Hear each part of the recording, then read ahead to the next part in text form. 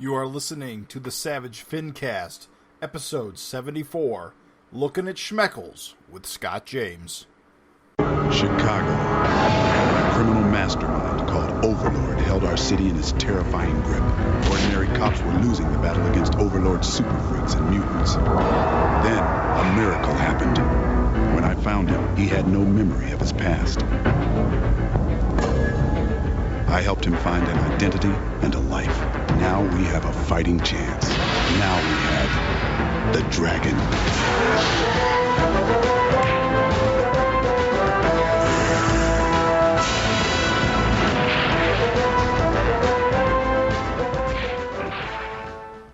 This is the Savage FINcast, the show which is like a bill you've been putting off for months.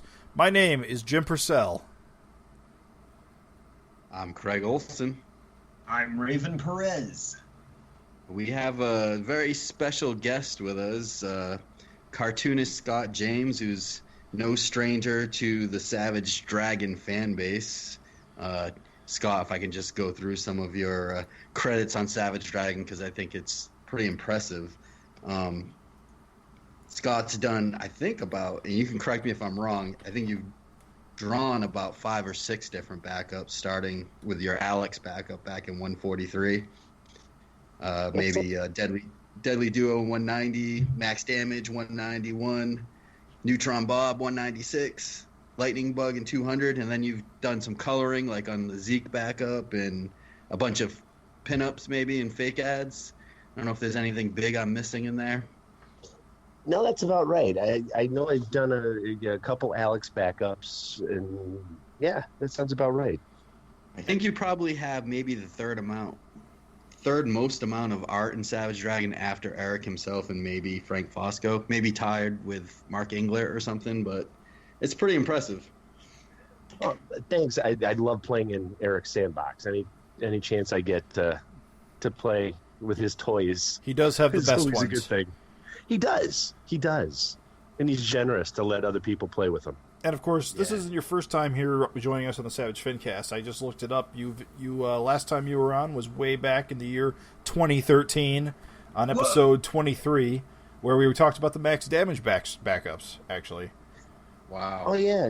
Wow, that long ago. The Max Damage that Gavin wrote. Yes. So what you mean, Jim, is that we planned this for Scott's 5-year anniversary of the FINcast. You know what? That's hilarious, because that was September 18th, 2013. It has only been exactly 5 years. I'm just saying. You guys are planners, I tell you. Well, it's good to have you on. We're really, looking forward to picking your brain and talking to you and seeing what you've thought of the book in the past 5 years and all that fun stuff. Yeah, so thanks for joining us. Thanks for having me. I find myself talking at my computer or my phone listening to the FINcast, like talking to you guys, like, oh yeah, but this, that other thing. So you yell at us when we forget the names of characters? I have to admit, yes, I do. That is what we're best at. Yes, yeah. And actually, I believe the last issue, I forget which one of you guys were talking about, Thunderhead's dad. I'm forgetting his name. War God? No. No, Skullface. Skullface. There is a picture of him as a pasty white boy. Okay. With red hair before, because there's like the news clips. Yes, you're right. Oh, so, yeah. And then he got the transparent skin. Yes. Yeah, so I was yelling at my phone at that time going, no, there's a picture of him. There's a picture of him. I was going through my mental Rolodex. Nice. So. It is the hardest thing when you're listening to a podcast and they're struggling and it kills you so bad just because it's like there's that you don't have that real time interaction. No, but you guys do a great job, and I love listening to it. It's just I don't have anybody to talk Savage Dragon with, so it's like I'm talking to you guys. Well, that is why we made the show. Though my wife and kids probably think I'm nuts talking to my phone and talking to a podcast. So. We've all been there. When I met Mark Welser, he said the exact same thing. We were just like, bullshitting about Savage Dragon for like fucking hours. And then I was like, oh, dude, I'm sorry. I've been holding you up for so long. I would get the hell out of here for your wife and kid. He's like, no. It's like, it's fine. He said, I don't get to talk Savage Dragon with people. I'm like, all right, dude. Hell yeah. And Mark's another artist that did a backup, right? Yeah. For the listeners. Which backup did he do? The Water Bubble Boy. Lad, right? Bubble Boy. And... Yeah, he did the Damage Inc. Yeah. No, yes. Yeah, I loved it. I thought he did great stuff with that. Oh, yeah, dude. He's another guy I feel like that's got a style very similar to yours that works well with Erik's characters, you know? Well, and the thing is Erik,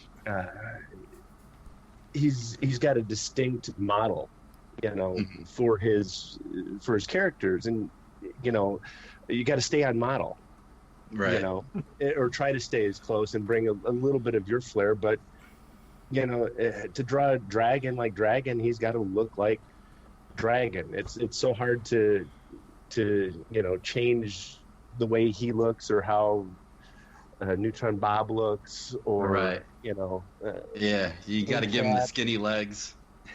Yes. It always throws me off when people like try to make him wear stuff he doesn't usually wear either, like combat boots or something. That's not Dragon. Yeah, halfway up their calf. People who don't draw a dragon like a big triangle try to make him like human proportioned. Always the weirdest. Purple spandex. Exactly. One of the worst issues I ever saw, and I love Jim Lee's stuff, but that Jim Lee issue 13. Yeah. Horrible. Yes. The thing is, Jim Lee didn't really even draw most of that, I think. I don't, or he was half asleep when he drew it because it didn't look, and I think he had Bennett do the inks, if I remember correctly. Yeah, I think he probably just did rough, like, thumbnails. Yeah. But I was so glad when Erik went back and did 13. Yeah. So, should we jump right into the news? Yep, real quick. We don't really have a lot. Raven? Yeah, real fast. There's just basically probably everybody knows this already because it already started, but it's important to get it out there anyway. The Amazing Heroes action figure Kickstarter launched. This bad boy has been getting teased for a long, long time. Of course, every Savage Dragon fan probably already knew this, but we got 3 Savage Dragon characters in the roster. You got Savage Dragon, you got Malcolm Dragon, first ever Malcolm Dragon, which is fucking awesome. And then you got, as a Kickstarter incentive, like a special, is SOS Dragon. In addition to those 3 Savage Dragon figures, you have Daredevil as well. So, technically 4 Savage Dragon characters in this action figure Kickstarter. And of course, Amazing Heroes, this is their second wave. This is literally not their first rodeo. It is their second rodeo. They've done this. They know what they're doing. Just basically, we're throwing it out there. If you're listening and you, for whatever reason, haven't contributed, jump in there. Help make it happen. They're trucking along as of this recording. They're like a third of the way there, I think. Oh. So they still got some to go, but it'll be the FINcast will be out there before it's over. Get out there, contribute. Would love to get my mitts. Hey everybody, what's up? Sorry about that. Jim just going on the Kickstarter. No, yeah, I'm on YouTube trying to find out something. I was like, these autoplay videos. Mm-hmm. Never mind. I thought somebody was getting home invaded by a very polite person. So do you know how does it work? Do you get to pick which ones you want, for $100 you get a choice of 5. Yeah, 100 is the sweet spot for Savage Dragon fans because you will get your choice of 5 figures, your choice. At the lower levels, they actually choose for you, which is kind of weird. But what? I think they just give you whatever. Yeah, like I think you get like a random selection, but those are very low levels. We're talking like $27 and stuff like that. But if you do, like I said, the one that is the lowest entry point to where you could get all 3 dragon figures is the $100 one. So if you can do the $100, you get all the dragon figures, plus you can pick 2 of whatever the hell you want. And there's 3 dragon, 2, right? 1 Malcolm. There's a Cop Savage Dragon and an SOS Savage Dragon, right? Yep. And then, like I said, you got Daredevil, who technically is dragon-centric. You know, Madman is in there. Another, like, he cameos, you know, in Dragon. But I would choose Daredevil over him. But they actually do have a ton of cool characters, like... Oh, they got Stardust. Shit. Yeah, Stardust, the Super Wizard, and the Nemo Claw. Williams, the Claw. Like, Jack, so you could Staff. get Jack Staff, yeah. So you're saying you could get the Malcolm, the 2 Savage Dragons, and like Daredevil and Claw as basically Savage Dragon characters. Yeah. That's pretty sweet. Yeah, totally. Looks like Daredevil and Claw are locked. Yeah, they're part of the sort of looking for the tier unlocks. Yeah, stretch goals. Stretch goals, thank you. So is Jack Yeah. Staff. That kind of sucks. Yeah, But a lot of these guys are cool. Yeah, and so it's pretty cool. It's a really cool thing, and like I said, the fact that this is the very first Malcolm toy is cool. So I'll be honest, the fact that they got 16 days ago and they're only at 36,000 of 150,000 is not a good sign. No. No, but I mean, Jim, you don't stop believing. But they also have 316 backers. It's a lot of backers for so little. People must really be pledging at the $20 level. Yeah, definitely not all hundreds for sure. I pledged at the 100 level, so I'm shooting. Damn, high roller. I was just gonna say he's a high roller. What can I say? I'll probably do it for 100 if I can get the 3 dragon figures at least. Yeah, Because they look like one of the better figures I've seen. Yeah, they got the big... They're actually, compared to all the others, they actually have a custom sculpt for the shoulders. They're wider than pretty much all the other ones. Because these are like G.I. Joes. They all are basically have the same body figure.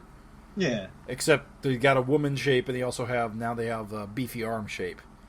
Yeah, it's got a dragon with the skinny legs. It's key. That's it. Feels good. Like, Stardust is going to be beefy, too, I think. So Yeah. So that's Stardust, interesting. Yeah, Stardust did have that dragon build, didn't he? And then they're cool. They kind of look like an animated version. Yeah. I like it. I dig them, man. That's very cool. And the other bit of news, just real quick, is that Erik was interviewed by... he was live interviewed, streaming on YouTube, by this group called the Omnibros. Omnibros was the podcast, and it is the Omnibus Collective. Yeah. Basically, And is the name of their. the video is up on YouTube. It's called Omnibros Live, a conversation with Erik Larsen. I haven't listened to it, so I can't comment on what they talked about, but it's always good that Erik is getting out there. I saw the whole thing. Did you? Yeah, it was good. It was good. There was a lot of questions about, Dragon in the past. Mhm. So, Erik brought him back around to stuff that was, more relevant. Right. So it was but it was really good. So It seemed, if you get a Scott, chance, like check it out. seemed like there was just a tiny bit of a studio tour kind of a thing, because it is a video interview. Did he do a little look around a little bit, or? No, I didn't see much of a look around. He did show, he did show the splash page of this issue while he was talking.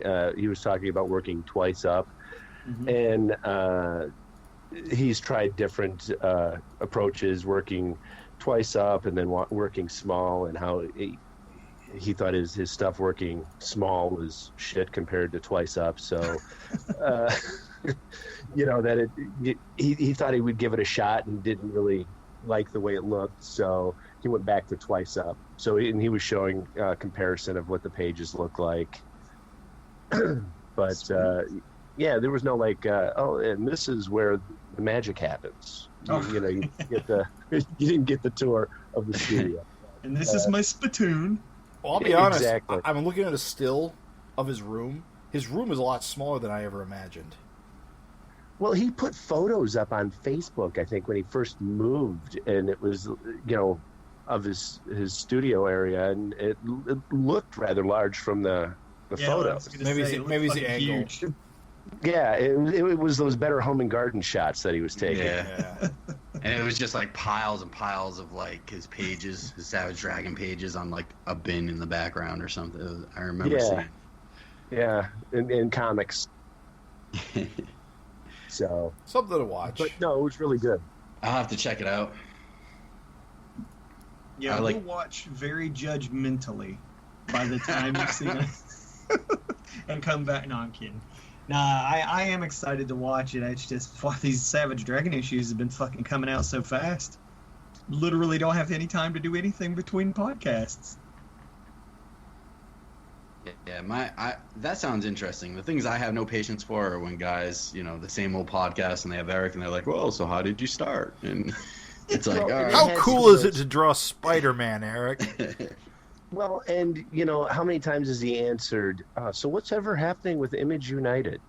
Oh, They did Jesus. that, and then I was just like, going, "Oh, okay, next question, please." We've Did heard they ask that. him? Yes, yeah. There's a So ban was on that that. in this podcast. I know. I was just like, I'm like going, "Oh my gosh, yeah, it's not going to see the light of day." Yeah. Bleeding So- Cool quoted the FINcast when Erik put the nail in it in an interview. Yeah. Because he was like, "Yeah, you send out wedding announcements, you don't send out divorce announcements." Yeah. That's And a I good was quote. I was like, "Oh yeah, dude!" I was like, "From the Savage FINcast interview, that's perfect." So yeah, we've never asked again.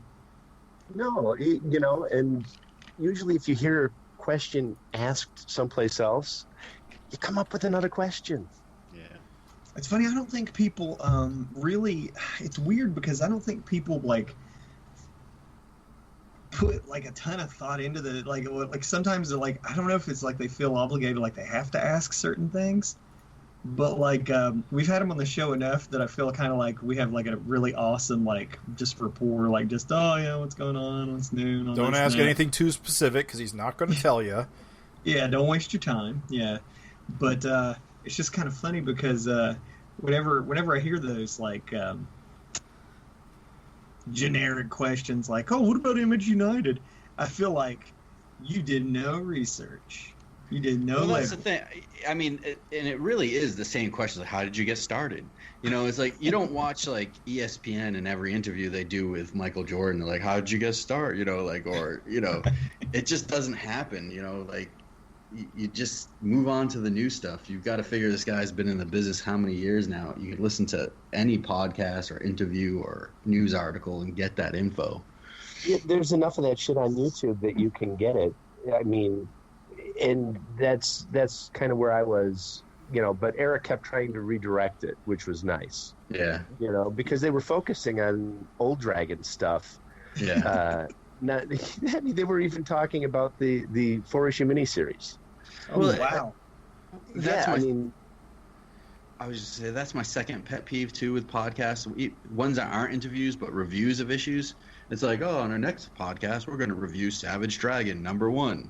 It's like nobody reviews like if you're going to read a new Spider-Man or get into Spider-Man for the first time, you're not going to start with Spider-Man #1. So why does everyone feel the need to start with Savage Dragon #1?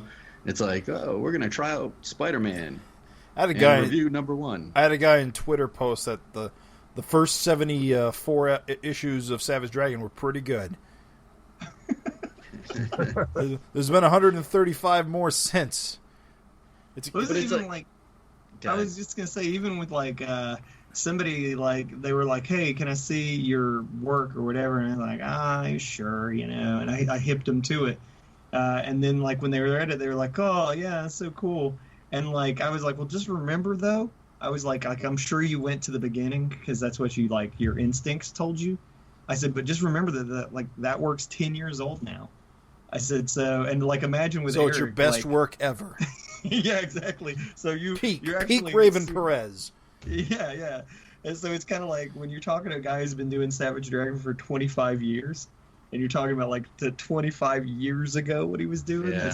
It's weird. Do you think it comes down to it's because it's the same cartoonist? Like you and Erik have done the same thing. So like with like X-Men, people don't go to X-Men, the Jack Kirby, Stan Lee X-Men because of the, I think it's the teams because have changed so many times. Erik sold millions of copies in the early days, so people are just more familiar with the early days. That's the iconic dragon, and now 338 issues later, not as many people read it, so the familiarity isn't there. Well, it also sorry, Scott, go ahead. No, I was just going to say, they go to the dragon they know, not the dragon there is now. Right. Yeah. They're going back to Dragon, not to Malcolm. To them, who's Malcolm? Because they haven't been following along. It's crazy though. If you look up the sheer amount of like podcasts that when people are like, we're gonna try out Savage Dragon, how many of them just start a Savage Dragon 1? It's like, it's 25 years ago. You know how much any comic has changed in 25 years? Why would you start at 1? That's why I'm real proud that we started at 275. We weren't afraid. You think about it, like in terms of even other entertainment, like for instance, Street Fighter is 25 years old as well. Can you imagine going back to the first Street Fighter? Yeah. I think I'm going to play Street Fighter, and like you just go back to that very first one where like you only play as one character and it's real bad. I'm still stuck on Pong. Yeah. Well, that's where you got to start, though, Scott. Exactly. I go back to Pong. Got to start at the beginning, man. Can't just jump in. I've got to play every video game before I can get to the newest one. Super Mario 1. Don't play Mario Odyssey until you have finished 8 of Mario 1. All right, Scott. We got you on the show. What have you been up to for the last 5 years? Oh, jeez. Boy, yeah. No pressure. No pressure. No, I've been... obviously, I've been doing some Savage Dragon backups in between. Always a highlight. Yeah, well, and something I always enjoyed doing. I've been working on creator-owned stuff. I worked with Frank Fosco. I had him do some layouts for me on my book, Mob Files. And I had Cy DeFong, a writer that I worked with for the case files of Harlan Falcon on Starship Troopers. He scripted it. I wrote the story, sent it to Frank. He did some layouts, sent it back to me. I did the penciling and inking. Then I sent it to Cy with notes, kind of what I was thinking. He scripted it, and I self-published that earlier this year. And now I'm working on book 2 of that, and also working on a superhero book. So, nice. Yeah. Where do you live? Like, what area are you in? Are you near the Chicago area? Yeah. Yep. I live probably an hour and a half outside Chicago. So have you ever met up with Frank or anything like that, or is everything just kind of through the phone and web? Phone and web, but we've gone to a couple shows, nice. Same shows, and hung out. Yeah. And Frank's only like literally an hour and a half from my house, so at any given time. At any given time, and we've talked about it. We've talked about, hey, why don't you come over for dinner? Those. Oh yeah, we should do this, and then you leave the show, and happens. Yeah, you get caught up in your own life, and yeah. So, but I talk to Frank a lot via Facebook. Nice. Message here, message there, or he'll be like, "Oh, yeah, do you mind if I post my thumbnail of that?" And I'm like, "Yeah, sure, go ahead." Did you guys met through your work on Savage Dragon? Is that how? Yeah, because Gavin contacted me about coloring his Zeke Atlas, Atlas story, and I had just injured my shoulder, my drawing shoulder. Dumbass hiking in the winter because we live out in the country, and it was a snowstorm, and I like hiking in the snow. So I'm sitting there going to climb over a barbed wire fence, and I did one of those where it gave, and I did like a backflip, and instead of landing on my back, I landed kind of on my neck and shoulder, and I dislocated my shoulder. Ow. So I was coloring that stuff with a gimp arm. So Wow. yeah, and I was trying my, they needed it extra fast, so I'm like sitting here with my little stumpy arm that, I had no range of motion in my shoulder. So, on my Cintiq trying to color it, it was excruciating, but I got her done. And Frank liked it, and Gavin liked it, and then I think that's what Gavin and I started planning the max damage at that time. Yeah. I find your coloring real unique, and I really enjoy it. Like, I can tell when you've colored stuff because you've got a specific kind of palette, and I like how you use textures. I think even like the new this recent Deadly Duo, which we'll get into, you colored that, and it's got a lot of those kind of explosive, like the star kind of fields in the background. I don't know if you call them star fields, but just the way, I don't know what kind of texture it is, but it just looks like sparks or something like that. Like speed. Yeah, I like enjoy that. I like to add texture to shit.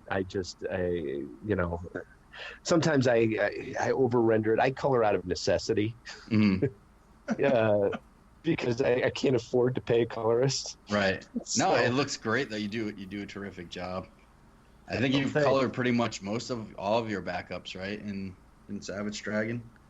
Yeah, I did. I've colored every backup. I've had people do flats on my stuff. I had my son flat one of the issues that I did a backup on. I think that may have been the max damage that he flatted. Yeah. I can't remember. But he flatted one issue. I had my 8th grader start flatting the Deadly Duo backup, and then my computer. Yeah, my computer died, and I lost everything. I lost like 10 years worth of artwork. Oh no! Yeah. Was this recently? Yeah. Yeah, I think you posted about it. Yeah, I was. Yeah, it was. It was very painful because I had the backup. I was supposed to be in the first issue of Scourge, and I ended up having to. Ended up having to recolor the whole thing, rescan the pages, recolor it. I lost all my brushes, and then the computer place. I had like Windows 7 or something on there, and they gave me Vista. They so downgraded you? They downgraded me because they didn't have a key and I didn't have any of the stuff. The only thing they had was Vista. So right now I'm still working on Vista. I'm still trying to get back up and running to full capacity. Oh no, dude! Yeah. What a nightmare! So I had to downgrade from CS5 or CS5, Photoshop 5 to now I'm Photoshop 7. I lost all of my brushes. Yeah. So that it was painstaking to try to make the colors look like how I would color because I didn't have any of my brushes. That's what I was gonna say. Is you'd never know because, dude, it looks like you didn't miss a beat. Hold on. One thing I gotta say is I'm laughing in my head and I'm getting ahead of myself, but I'm just imagining your 10-year-old doing the flats on this new backup. When you get to that certain part, just him laughing out loud. Oh no! Yeah, I wasn't going to have him do that part. No, there seems to be missing a page. No. Yeah, no, I got that one covered, son. Yeah, I got those last 2 covered. Don't worry, Daddy's taking care of those. Dad, when it seems like there's no real closure. Yeah, exactly. Dad, you said, and I even told him I'd pay him. Of course, I was thinking I was going to be like Kathy Lee Gifford, have a sweatshop, Right. But I paid him, to do the pages, and then after I lost it and had to redo it, he was out. He already gotten his money to do it once. He was going to do it twice. So, so yeah, so much for blood, right? Sorry, Dad. Sorry, Dad, you're SOL. Wow. What a journey. Yeah. So then I'm looking for a flattest because the last thing I want to do, I'm already having to recolor the pages. Yeah. I mean, I saw the light at the end of the tunnel. So the back cover is, thank God I put on DeviantArt the cover, and it was a high-res, JPEG that I uploaded, because then I took the watermark off of that, saved that to my computer, and asked Erik, hey, does this work? Does this JPEG work? He's like, it's good enough. Because I didn't have my cloud brushes. I wouldn't have been able to replicate that sky. Yeah. Yeah. So, Erik inked that, and you own that, right? He gave you that? Yeah, it's hanging on my wall right That's now. awesome. I love what he did with all the ink splatters and stuff on it, too. Oh, yeah. And he sent it to me it was cool. I'm up at my parents live on a lake, so I wake up looking out over the lake, and I hear a ding. I'm like, oh, something came on my phone, and I look, and it's from Erik, and he goes, yeah, I was a little heavy-handed. And I look, and I'm like, oh my God, you could be heavy-handed anytime you want. I mean, it looked absolutely gorgeous. Yeah. And it made me look way better than I am. And I'm like going, yeah, I see what I could have done different. It was like a lesson. It's like Yoda handing Luke, like, oh, shit. But, and I did that after his Batman and Superman cover, because when I saw that's where that looks familiar. I didn't catch that now that you say it.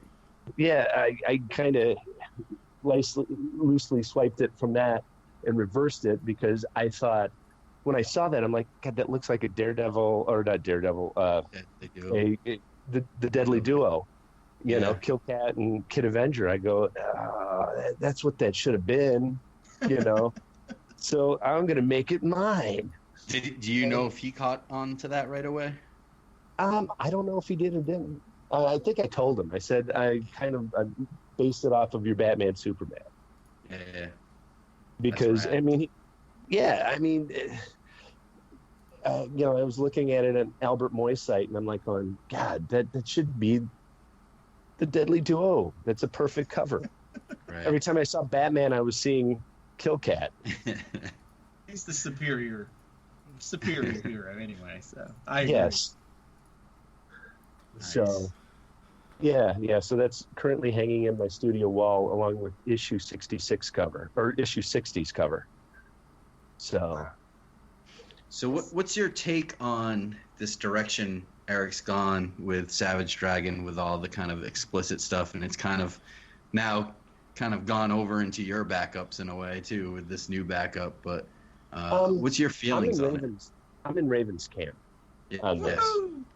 Yeah, I was listening to you guys talk last time. I'm in Raven's camp because I can see it as a comedic point, and right. I thought that it really came to a nice head, no pun intended, this last issue. Right. I think he's basically done it without showing the naughty bits for how many years? Right, exactly. Yep. He's done it with, you got Rapture with the cord, charging her hair blower, her hair dryer, using herself as an outlet. I mean, you've got all of that stuff. It's just, you had to really read between the lines, and here it's just, okay. A little bit more in your face. I'd say a lot more in your face, but well, yeah, it's okay. Very overt. Overt. Yeah, it's more in Malcolm's face from what we've been seeing. Exactly. I mean, I think it's wild. I think Erik's got a lot of balls to do it, and I think that's cool. I think it's fun that he's trying that out. I think I'm sure everyone's heard this already. We do talk about it all the time. Like, I'm glad he's doing it, but I don't care to see it go on forever. And I'm wondering if this issue is going to be, as we get into it, is going to be kind of closing the door in this chapter. But I don't know. I don't know if it'll be closing the door, but maybe taming it back. Like we're not, because it seems like we kind of see something gratuitous almost every issue at this point. And I'm wondering if he's just going to, like you said, tone it back till you see it maybe once every 10 issues or something like that. Yeah. 5 issues. I mean, you really didn't see anything in 236 with the, Savage Little Dragons. Right. You had Maxine, Stumbled upon Maxine. those. She stumbled upon that couple. It still seems like every issue has got to be something in it. Oh, you know what I mean? Yeah. Yeah, and I think he'll tone it down, but I don't think it'll go away. Right. And when it does appear, it'll be in your face. Yeah. So, yes. It's like the violence. I mean, every issue's got to have the violence, so. Well, think about it. Back in the day, and now I'm going to be like the guys I was just talking about, when Dragon ripped the tongue out of Open Face. Yep. Mm-hmm. Everybody was like, oh my gosh, how violent. Really? Yeah. Now we look back at it and we're like, there was a big uproar about, that. Was there a big uproar? I wasn't there. No, they were. I think Wizard did a 10 top shocking moments. Yeah. Oh, yeah. Wizard did that a lot. On the list. That's where I learned the most about Savage Dragon, was their top 100 moments lists. Well, I remember, The devil getting picked in the balls, stuff like that. The Gay Kiss, which was, I think the first really splash or in-your-face comics gay kiss was... If you think about it, Eric's done this through his whole, tenure doing Dragon. His whole... Yeah. I mean, he's the first one to have his hero endorse a presidential candidate. He's been the first to show nudity. Now look at, Joker and Harley Quinn had a sex scene, and they showed nudity after Dragon. Right. They didn't even show nudity. The DC covered it all up. Well, I think they released. Didn't they go back and say they said they were going to, and then they didn't. Then they decided not to. Oh, they chickened out. They chickened out again. Corporate presence. Yep. Big time. Which is crazy because it's when you think about it, everyone reading that now is in their and it's a 30s mature or rated. older. It's a mature rated book for a mature rated audience, and Well, yet they still what won't I love do is it. that they show it online. Sure. They tweet it and they show it online, but they won't put it in print. Murphy was real proud of it. Showed everybody. Yeah. I think that when you get into sort of that, again, like Craig said, I just don't feel like I need to go into it much because I've said everything. But when you're talking about Harley and Joker, for instance, I think if your brain can handle the complexities of what is basically an abusive relationship, an abusive open relationship, because also it's been confirmed that Harley and Poison Ivy are officially canonically lesbians together. So it's I think if your head can handle an open relationship with one of the person is with an abusive psychotic person, I think you can see a nipple. Huh. Just it's an areola. Just saying. If you look down, there's two probably on your own body anyway. Right now, even look down, fellas. Just take a little peek. And to be fair, I'm not wearing a shirt. Oh, yeah, but to me, it's not. It's not that big of a deal. It's not. Well, it is for a certain type of person, of which are very loud. It's funny. I just say this, Scott. Do you ever feel like artists in general tend not to sweat that shit too much?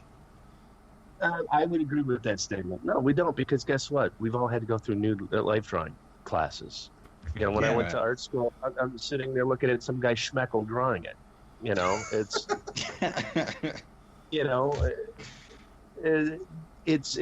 it's life. And I get tired of hearing, well, you guys are, objectifying women. Well, really, look at the guys I'm drawing. They got muscles on top of muscles. Is that realistic? No. My guys are just as, objectified and beefed up as the breast size that I draw women. For people to get up, oh, I can't believe you're doing that. You're making women objects. Well, if you look at the superheroes, the guys, it's the same thing, except we're putting their underwear on the outside of their pants. Yeah. They're basically naked. Yeah. basically naked. And it's really just an artistic shortcut too, in a lot of ways, to express motion and not have to, and Eric's gone through this millions of times too, have to redraw clunky, overly done outfits on these characters. I mean, it's expresses so much more action and skin tight like costumes on paper than, a guy having layer after layer of armor on or something to that effect. Or drawing the character like the pouch. Yeah.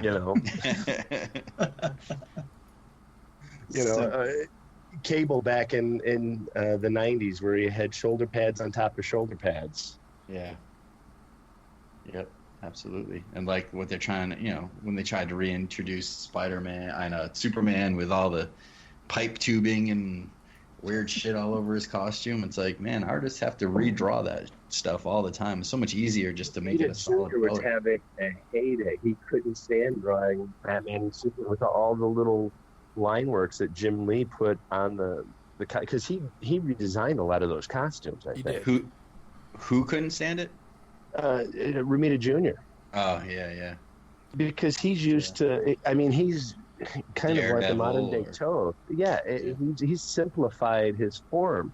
If you look at Romita Jr.'s work back when he was doing Amazing Spider-Man in the 80s to when he was then doing X-Men to when he hit Punisher is when he really started to simplify his style and things. His muscles got blockier. He simplified things, simplified his line and his shapes. And, to have a great storyteller, panel-to-panel storyteller like Romita Jr., and you give him Superman with a Jim Lee costume with all these lines, it's a pain in the ass to draw. Yeah. From panel to panel and make it look good. When you're trying to draw a small figure, how do you simplify it? Right. You just leave it out, it just ends up getting ditched anyway.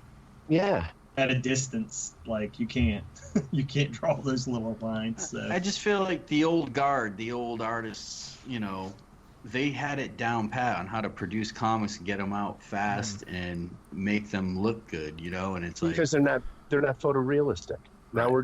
Now everybody wants the comic to be photorealistic. It's kind of, then why aren't you having a photographer take the shots? It's a comic book for a reason. I mean, you can't get the same power and energy. I mean, that's why Kirby's panels had so much energy and power. That's why Larsen has such energy and power in his fight scenes, because it's not cartoon. Stiff it's not stiff. Yeah. I mean, you can contort the body in positions that aren't humanly possible because you're able to move it. You're not, held by, I've got to make sure that it's perfect, like a photograph. McFarlane drives me crazy with that on Spawn, because he'll have like Capullo and then he'll switch off to like a photorealistic artist, and then he'll have Larsen, and then the next artist will be some photorealistic artist, and it's like, you're killing me. Always does that. Yeah, I loved Capullo on Spawn. And I loved Erik Larsen on Spawn because I think they really brought energy to the character. Big time. And, as soon as they left, I left. Because, you lose the I guess, the realness. And I know it sounds like an oxymoron. How do you lose the real? Well, it's grounded in reality, but it's still cartoony. Right. It feels warm and homey, where it can be cold. The photograph, that photorealistic stuff, can be cold and not, I don't know if I'm making sense, but warm, and welcoming. Yeah. Well, I know, like, even with my kids, and I find myself enjoying actually even the comic book animated movies like the Justice League and the Marvel cartoon that came on the Disney Channel that seem more like comics than comics do now, honestly, with the storylines and the characters they use and the outfits and the art. It's kind of a shame, but that's where we're at. Well, my kids even love still love the Bruce Timm Batman animated series. Yeah. Who doesn't? And Well, it was perfect. That's like the perfect style for, superhero cartoons. I love how they've kind of they've made it like their house style with like the Justice League and everything, and it's really enjoyable. They're kind of getting away from it now more, but they've been getting away from it for a while. But yeah, honestly, that's been my biggest problem with a lot of the DC animated movies. Is just they're getting so far away from that original style that works so well. Yeah, and that's not what I was talking about. I was talking about the Bruce Timm style Justice League, the Superman animated Bruce Timm. Amazing when they had like the New Gods and stuff. Like I enjoyed watching those more than reading new comics. Right. But anyway. Yeah, because they were like reading comics, but they were live action. Right. It was awesome. Yeah. And I wish more cartoons would be more like that. They then now try to make it look like like the Teen Titans look like Dexter's Laboratory or something. Yeah.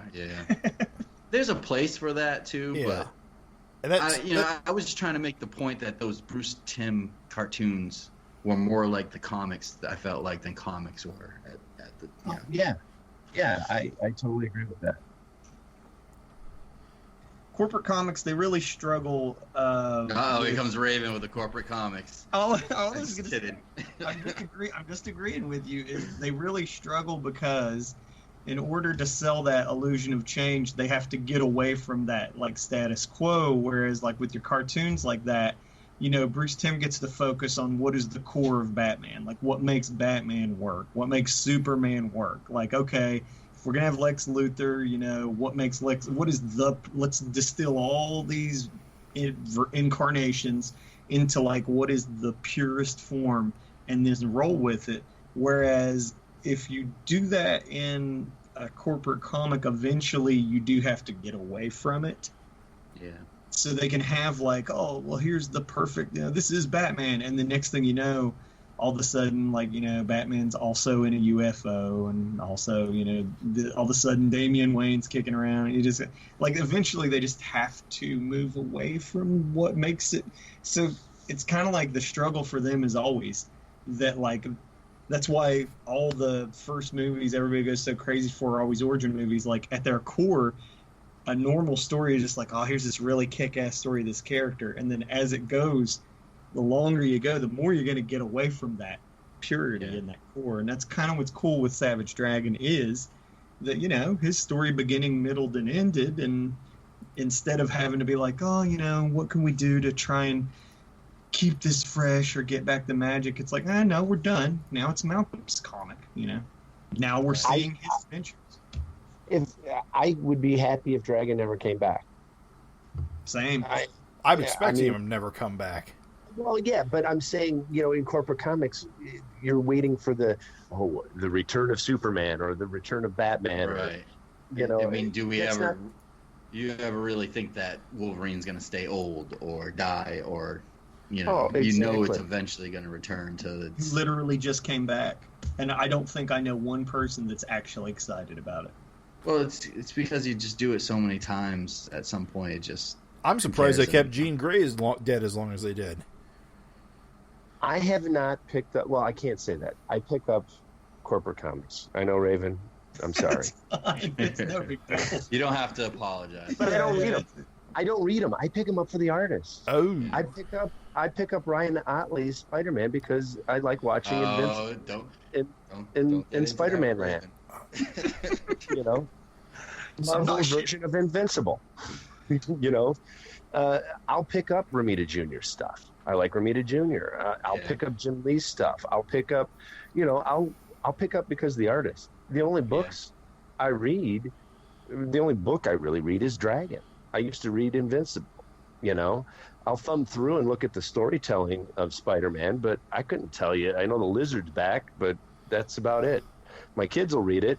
I'll look at the pretty pictures because I like to see, how artists are solving panel-to-panel storytelling issues, how they're telling a story visually, what I can, steal from them. Oh, I like the way that they shot this, did a down shot for that. Ooh, I could take that and twist it and make it my own. Or, oh, that's kind of a clever, way of pacing, using silhouette.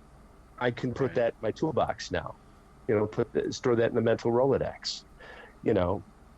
Dragon's the only comic I read. I will say I really enjoy when I do have an artist I really like jump on a new book, and even especially the corporate comics, and I know Raven will shit all over me for saying this, like with Otley, it's like I want to see what his take is on all these characters. No, Apparently his take is just to redo Invincible characters and insert them in, but I do enjoy seeing like specific artist takes on really, familiar characters. Yeah. I mean, I'll It's a pick lot up of fun. Capullo stuff, as well, because I enjoy It was Capullo. perfect for Batman too. Oh, going from I Spawn to agree. Batman. Well, let's be honest. Really, Spawn is Batman. Kind of, you got the cowl, you get or not the cowl, but the cape, and Right. there's a lot of similarities, dark and moody. Right. Batman's dark and moody. And I think it goes the same way almost for, you would think, for Invincible to Spider-Man. I know, Exactly. like we talked about it. I'm not quite feeling it, but yeah. Sometimes it I seemed feel- like a logical choice. Sometimes I feel weird. I don't follow artists. I'm not an art guy. I follow writers. And there's a lot of people like that too. Like Otley's not enough for me to go read Spider-Man. I might read Spider-Man if Kirkman was writing it. I would have read it if Kirkman's writing it. I'm just looking at the pretty pictures because Otley drew it. If Kirkman was writing it and Otley was drawing it, I would have totally bought every single issue. Yep, totally. Yeah, like I said, I'm not reading it. I'm just buying it because I like Otley's style. I like how he draws things. I haven't been wild about the stuff that I've been picking up for Romita Jr. story wise. What's he even doing right now? He was doing a Kick-Ass. Still doing Mark Miller He stuff? is, isn't he? See, Yeah. Mark Miller is my kryptonite. I couldn't touch that stuff if I wanted to. Oh man, you're too harsh. Yeah, see, and again, I don't really read it. I'll look at how Romita Jr., because I think he is one great panel-to-panel storyteller. Yeah, he is. I mean, he just can tell a story visually really well and come up with great ways to solve panel problems. I will say Mark Millar surrounds himself with good artists. He's like he's like Kirkman. They know how to find them, or not necessarily find them, but at least get them on their projects. I think Kirkman does a fabulous job of just finding artists that you don't know about Well, I was friends with Jason Howard before he even started Astonishing Wolfman. I remember his old stuff. Didn't he do like what did he do before that? Little White Mouse. Is that what it was? Yeah, he did some Little White Mouse backups. I met him at Detroit Motor City Con one year, and he was at the table next to me, and we became friends. And I would get Christmas cards from him. He used to do his own Christmas cards. I still have them somewhere, where he did his family as like a comic book. He would do a comic book Christmas card, and I thought that was kind of cool. So. But yeah, he actually did I wrote my own character. He did a 6-page story, drew a 6-page story off of my layouts, which I have somewhere in a flat file, somewhere. Nice. Character of mine, Dutch, and someday it'll see the light of day. But it was just one of those things. He had nothing to do at the time. I had a 6-page script, and I laid it out, and he took the layouts and went from there. Nice. Yeah. Well, get on it, man. We want to see it. Yeah. I'll have to break it out. So. We I feel like we got your take on the sex stuff, but how are you? 5 years is a lot of time. How are you feeling about this Malcolm era? Do you feel he's really come into it, or are you adjusted? I think I was adjusted when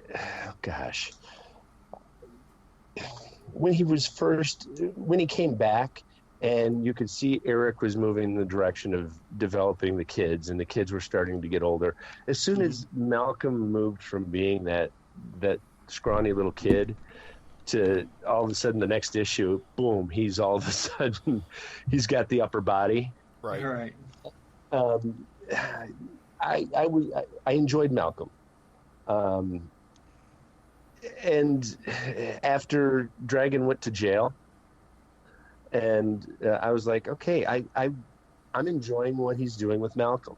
Yeah. And then when Maxine came in, and Maxine started out as a throwaway character in the background, one of Angel's friends, and if you look at how she was drawn originally, totally different than how she's drawn now. She's been totally, it's almost been like a work in progress.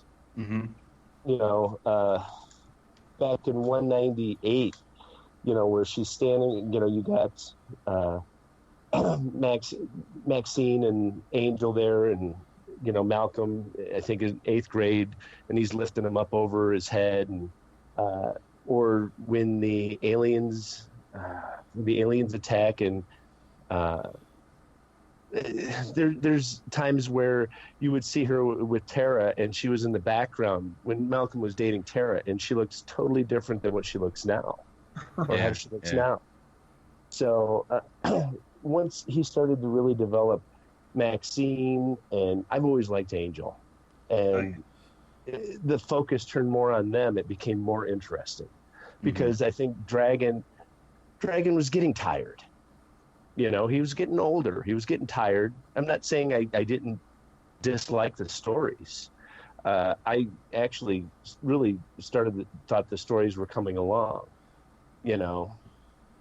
Right. But as soon as Malcolm took over, I was like, oh, I'm in. I think it needed like that fresh air too. Like I felt like the whole what was it when he was like Virus for a while? That got really confusing. And then because you wasn't sure when was he still Dragon and when was he Virus, and was he really a cop again or not? And then Kerr really was awesome, and that made him a bad guy. And it's like, how do you come back after that? After being like the worst, the hero of the comic also became the worst supervillain of the comic. Villain. And, and so, it only made sense that he had to be in jail. You can't really come back from that unless you just go to outer space, Well, and Gavin and I had been talking, and around that time, I'd been doing some backups, and Gavin and I were talking about backups, and Dragon was in jail. And I go, you know what Eric's going to do? I go, Eric's going to have Obama pardon him. I mean, he was the first character to endorse him. And Gavin's like, no, you think so? I'm like, yeah. And sure enough, he was pardoned by, Obama. But it was when he was Virus and when he was a cop. You're right. It felt like we were going through emotion. Right. Okay, what is the exact purpose? And then when Kerr came around, it was like, okay, excellent. Let's smash some skulls and eat some brains. It was great. I mean, it ended with a bang. I mean, the issue is one of the high points of the series. I think is the jail fight between Mako and Dragon, grizzled old Dragon, and that was real fun. And then it was like, all right, I was in that issue. Were you? Guys yeah, you're yes. Right. And you guys were not fans of the. Was it Neutron Bob or Lightning? It was Kill Cat and Kid Avenger. We believe, or me probably specifically, because I'm usually the one who is critical of these things. I thought that the way you rearranged the panels to make it smaller didn't work as well as Eric's did. I don't even remember what we said at that point. And Erik, you guys thought the joke fell flat. Oh, yeah, maybe with the whole girl thing, and the girl coming on to Kill Cat, and Kill Cat not knowing what to do. Oh, right. And Yeah, and I was kind of handed. Erik did the panel layouts. He goes, "Okay, here, these are kind of the panels that you'll have." So I'm like, going, "Okay, so I've got to figure out how to." It was hard. I can imagine. That one was hard because how do I? These are the panels Erik's given me. How am I going to tell the story using these panels and these shapes? Because it had to fit both forms, and to fit both forms was. It was cool that that Erik contacted me and said, "Hey, I want you to be part of this," but it was hard to, it was like paint it into a box. Okay, I got to use this shape panel, otherwise, I'm blowing it to where you can't use it for the page. I think Frank did a way better job than I did with, at it. I thought he hit it out of the park, and I was just kind of. That honestly, though, like you said, I'm just agreeing with you that just would have been the hardest shit ever. Because even when you try to explain, I tried to explain to people, I was like, because like when I bought that comic, that's when my comic guys, they've chilled way the fuck out. But they used to be like super critical of every time I brought Dragon up to the counter or whatever. And they were like, what's the deal with this? What? There's a little one and a big one. Because I bought both. And I was like, yeah, it's a real cool experiment. All the panels are the same, but they've just been rearranged, and yet somehow it still works. And I could see, like, the guy's clocks, like, ticking. Like, you just see his gears turning, and he's like, huh. And I'm just saying, like, that would have been a hard assignment. Yeah, absolutely. Yeah, and it was. And then I also didn't ink my stuff, which, I'm kind of kicking myself. I did colors over the pencils. So I was Hopefully we lacking weren't some of too that hard on it. Well, no, I think you guys were mainly you weren't moved by it because you thought the gag fell flat. Yeah.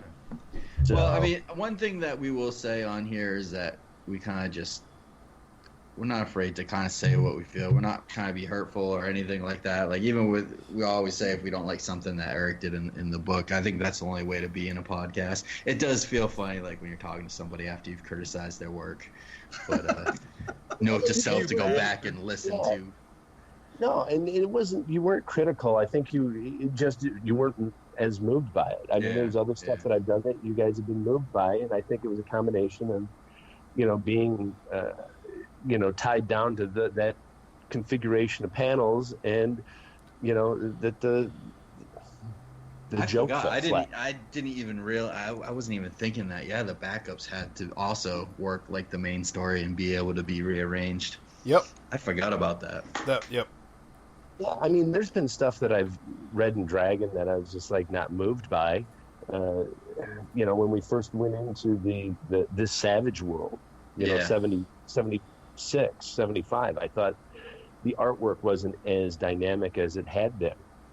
And it wasn't until we started to move away from, I think when we started to go with the lurkers underneath, where we first see Mako. Yeah. That's when it started to get back into, okay, the artwork was starting to look like more time was being spent. Yeah. And I wasn't wild about him when Erik redid some of the issues from when he was a kid. Where you could tell the poses were like, that it came across stiffer. Yeah. So, but to go back, loving the Malcolm stuff. I actually have one of his twice up pages I'm looking at right now in my studio. Nice. I've got the one, it's in the trade paperback. At the end of issue 199, it was the one with all the 2-page spreads. Mm-hmm. So big page energy. Yeah, and he's got a page that he added to the trade paperback. So I'm not sure if I've seen that, actually, because I only get the singles. Yeah, same here. He put is it in the back of the issues. Oh, all right. It's probably in the archives as well, then, too. I would guess, yeah.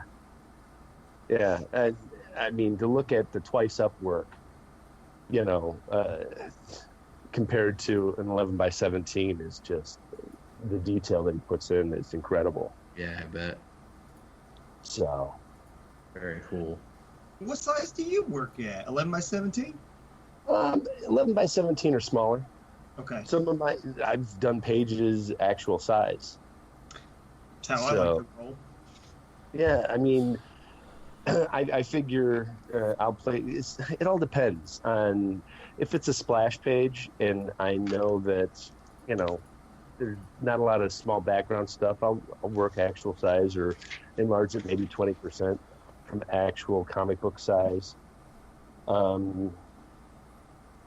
Sometimes I'll work smaller than 11 by 17, like 11 by 14 and 11 by 14 paper.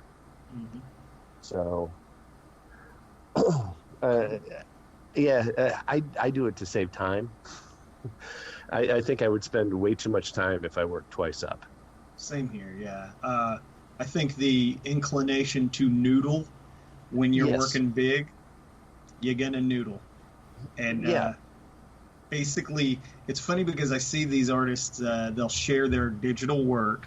This is why I really struggle with the idea of working digitally. Not shitting on digital, but again, part of the reason why I like working on real material, like real pages and stuff, is the limitations, like that you can't zoom in and make a perfect pupil and stuff like that. Because I see people, they'll share their work and they'll be like, look at all the detail in the cornea. And I'm just like, yeah, but like, who the fuck is ever going to see that? Like, it's gone. Like, it's not going to reproduce in printing. Like, no one will ever see that. Now, I will go back and noodle once I scan a page in. Mm-hmm. I'll clean up stuff and I'll add things and change things. And I've been guilty of redoing eyes in Photoshop. And, I don't sit there and add a lot of detail in the cornea. But, I'll redraw eyes or, like, I don't like that head. I'll erase the head and the face and reconstruct it in Photoshop. I ended up, I was a moron on the backup, and I drew Kid Avenger with Daredevil's belt, the spiky belt. So in Photoshop, I had to erase the spiky belt. I was like, oh shit. And I drew it on the cover too. When I originally drew the cover, and I sent it to Erik, and he goes like, I took off Daredevil's belt off of Kid Avenger. I'm like, I'm a moron. You sent it to him like that? But he's got spikes all over him. It's an easy mistake. Yeah. He goes, I took off his Daredevil's belt. That's Daredevil who has that belt, not Kid Avenger. I was like, I knew that. Why did I? Though, that's easy to confuse, because if you didn't tell me, I would just accept that. For some reason, I feel like he did at some point have a spiky belt or something. I thought so. Well, he's got the spiky things around his thighs and around his neck, and I was like, oh well, shit, looks good around the waist too. Yeah, maybe that's it. Maybe that's why. Like that, I would not even bat an eye at that if I saw it. Like I would totally accept that. That's funny. To think of it, if you look at that one page, it's still in there. I'm just kidding. I know better than that. Because I had to do it twice. Did the first time, lost it with everything, and then I had to do it the second time after I rescanned my pages. I just want to get your heart going. Yeah, you did for a second. I was like, wait, no, I'm pretty positive. That's so Raven. Oh, snap. So, would you like to join us talking about the latest issue? Yeah. 238. It's a good issue. Yes, it is.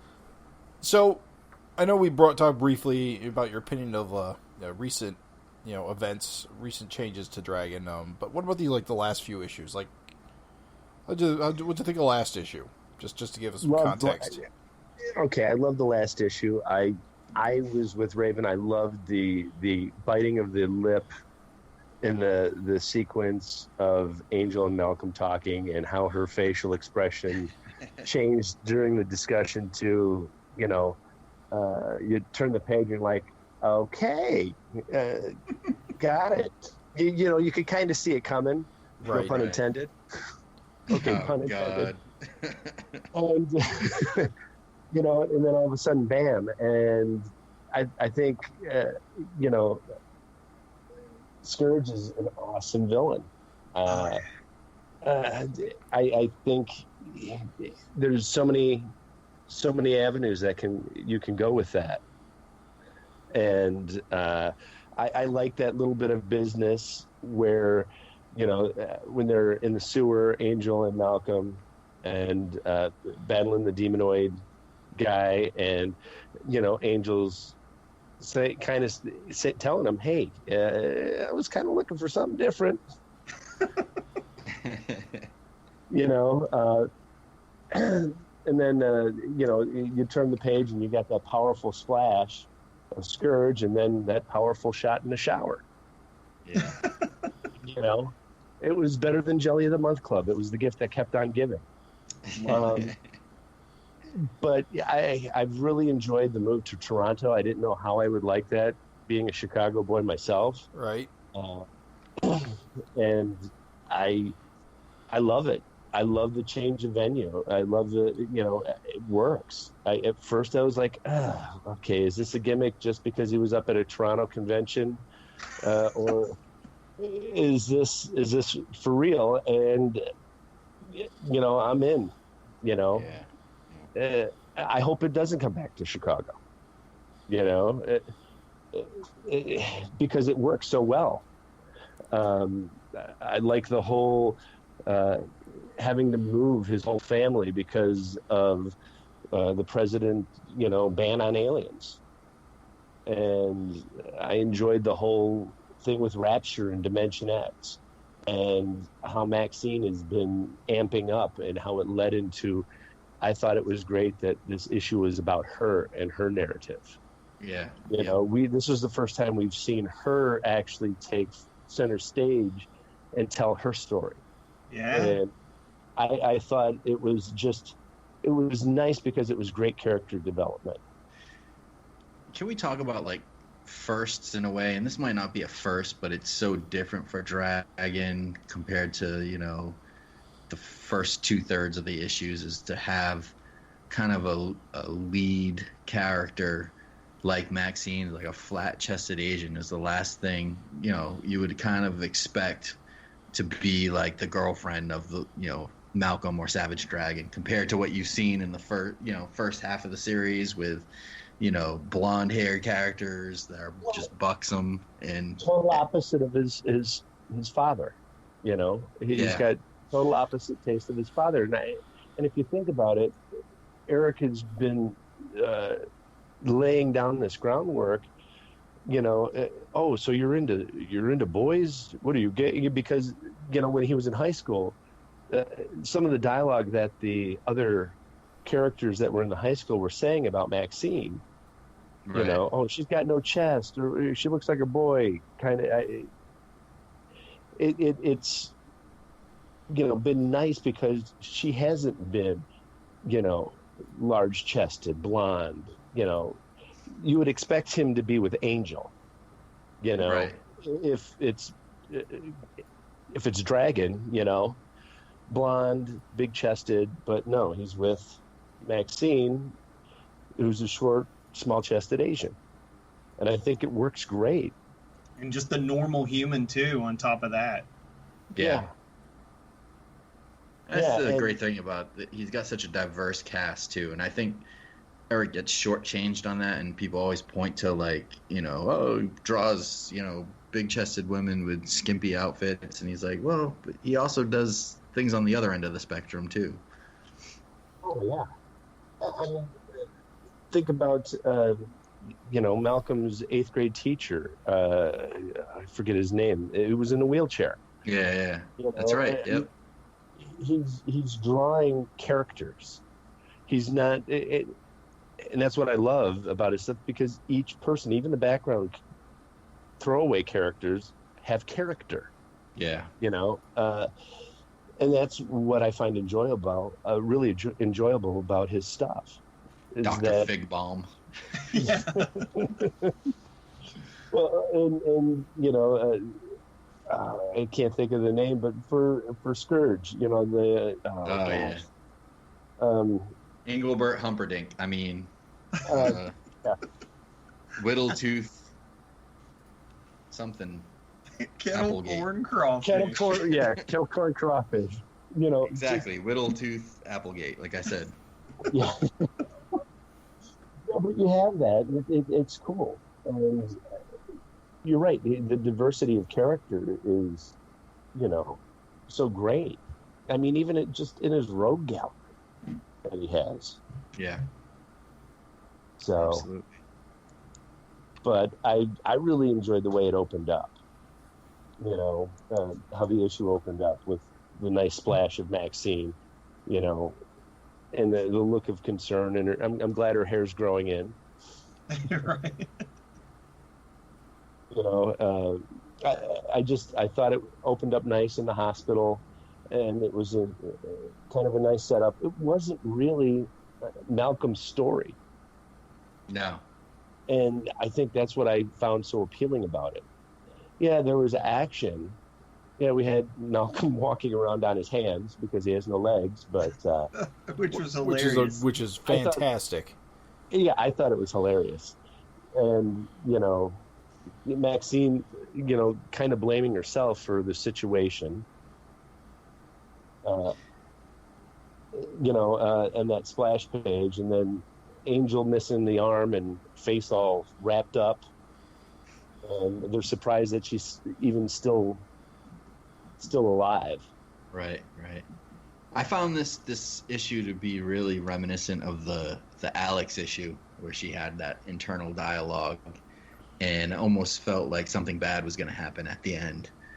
Thankfully, nothing did. That's right, where she's naked, curled up. Yeah. In the And black. it was like the last, she says, like the last time she ever saw him, and she leaves after that issue. And then she saw him again. She went so far as to go to Dimension X looking for him. Yeah, but I totally forgot about that issue until you mentioned it. Yeah, but it was very reminiscent of that.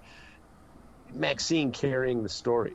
I mean, even the action with the sex dolls. And now I'm wondering who's in charge of the sex dolls. Exactly. There is a suggestion that there might be tied to Scourge, but that may just be coincidence. Where's that suggestion? I think just because he comments, because he appears in this issue, saying, they both live. I don't know. And he blows up. He pulls an Elvis and destroys the TV. And then the sex dolls show up, and it just seems kind of coincidental, but they could be two different factions. Well, they're extracting their blood for something now. Yep. Yes, right. And they got it out of Jackson. Yeah. And it was the one that was prominent on the cover.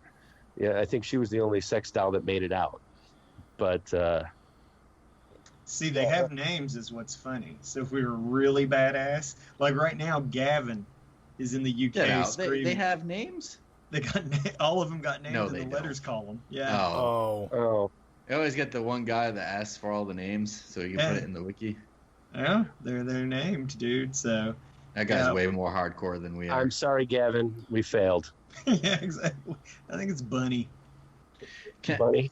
Did you guys find it strange? The one thing I did find strange though is Malcolm's still missing his two legs, but yet he injects his blood into Angel, and she regrows her hand. That did seem odd to me as well. I guess you kind of have to do it. I think there might have been a cool idea if she was missing an arm forever, but I think there was a convenience factor there. Plus, too, it changes your whole body so rapidly. I can kind of forgive that. Just because imagine the actual physiological change to become A, green, B, grow a cartilage fin, C, lose all your hair, and D, become buff. Well, and also grow 2 toes. Oh, and also like more. So like to me, of course, I'm always forgiving. I feel like such a pushover. But for me, like I can kind of forgive her growing her arm back fast, whereas Malcolm has to heal. Because it's such a shock to her system. Seems like that's the way it's being played. I mean, always kind of has, because they get injected and it's like boom, like they're buff and green and also comics. Oh yeah, always. Yeah, and not until you mentioned it, it didn't bother me at all.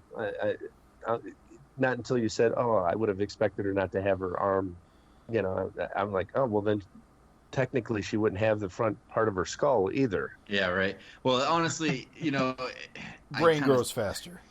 Upon first read, it doesn't bother me, but it's like when I look at these for the podcast, I try to think of all the different things to talk about and write about, and that's when, otherwise, I think as a typical reader, I probably would just glance over it and not really care. I was worried about her missing a piece of brain. Well, how does that work, too? Yeah. Guess she just got lucky. It didn't hit anything memory related. Yeah. Yeah. Well, and if you think about it, when Dragon had his brain partially eaten, he didn't remember anything there. That was, of course, that was back with Virus. Came back as Kerr, right? Yeah. Because he had most of his brain eaten, and then the Kerr personality, wherever it was dormant in the brain, came out when that body was healed. When it regenerated. Whereas Virus had all of Dragon's memories because he ate his brain, and however that works. Yeah. Well, to the book's credit, I will say that Malcolm throws the tiniest, teensiest of nods that she might not be 100%. Doesn't he have that one dialogue where he's like, well, you're as good as you can be, I guess, Yeah, because they basically drained her of her blood as much as they could without killing her before they injected her with his blood so that they could then inject her back with her superhero blood. Yeah. Which I don't understand with that either, because I thought it was a genes thing, not the blood. So what stops her from, giving a blood transfusion to anyone and them becoming superpowered? Well, she did. If you remember, she says, well, when I gave blood to Daredevil, he healed faster. Because it even got a little caption box. Yeah. Dragon 164. That's weird to me. I always just thought it was something to do with genetics, like the X-Men or something like that. But it kind of seems like it's both, right? Because she's Smasher's daughter, so that's genetic inheritance. Mm-hmm. But also, too, in this book, it seems kind of like your blood type carries with it some innate properties, kind of Definitely been a focus on blood for quite a while now. Yeah. Blood seems to be a kind of the explanation for a lot of things, I think. It's funny that they call it superhero blood. Whole Out for Blood story thing was more on the back burner. It took the back burner to the, Maxine story. Absolutely. It did. You look at the cover and it seems so much more, oh, we're out for blood. But when you got into the story, it was like, oh yeah, we're at your door. Yeah, we're at the studio. I think that's one of those things Erik, drew the cover 4 months, 5 months in advance. Oh, yeah. And it was I'm going to do something with this concept. And when he gets to it, he kind of I got a better idea and I'll just make it a minor plot point. I will say, though, check this one detail out that you might have overlooked. Maxine's doing the narration the whole issue. Of course, you obviously knew that. Yeah. But the narration is her talking to her shrink. She actually tells the shrink the process to which revived Angel. So the shrink is now among the people. You got Dr. Figbottom or whatever. But now also, too, you have the shrink who knows. Obviously, there's doctor-client confidentiality, etc., but that's one more person who knows but I think about the miracle cure. They kind of make it to the point that it was released to the public. Yeah, somebody at the hospital mentioned it because for Maxine to tell her shrink, she's telling the story that somebody released it from the hospital because all of this has already taken place. Right. I'm just saying, she's telling. Going forward, though, this shrink still has that knowledge that it's Malcolm Blood plus Freak Out equals Miracle Cure. Whereas the public thinks it's Malcolm Blood plus Angel's superhuman physiology. Bingo. Because she's narrating the entire story to her shrink. Yeah. Gotcha. So it could be ongoing, depending on how nice her shrink is. Yeah.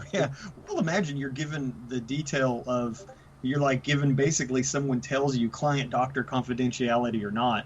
Someone tells you, hey, look, there's this combination of things that can like basically bring someone back from having a chunk of their brain gone. Yeah. So who knows? Just saying, don't overlook that little detail. And I thought some of the panel, I liked the Toronto News and how how Erik did the news captions with the narration by Maxine, and I thought it was really powerful. The family with the sick grandma or whoever, at the bedside, getting the news, and how it could build that uprising of people going, hey, help us. I just thought the storytelling there, using the news, was just a nice way of doing it. Yeah. Agreed. Did anyone feel like the shrink looked a lot like Dragon's ex-girlfriend Marcy from like issue like 64 or 65? It's a corner. Yeah. Oh, yeah. Probably just a coincidence, but I could see that. I like that big "fuck you" panel. Isn't that great? That is great. After reading this, I'm never letting my wife go to a bachelorette party. I didn't know they were that crazy. Yeah. Yeah. Maxine was having a good time. You Right up until she wasn't. You could get Right up. tagged. Yes. It's a pretty intense bachelorette party. Yeah. Apparently, somebody has to wear. That the one thing that bothers me is we got two guys wearing bare feet, and then the one guy with boots. He's got some Uggs on. He's got Uggs. And I'm like,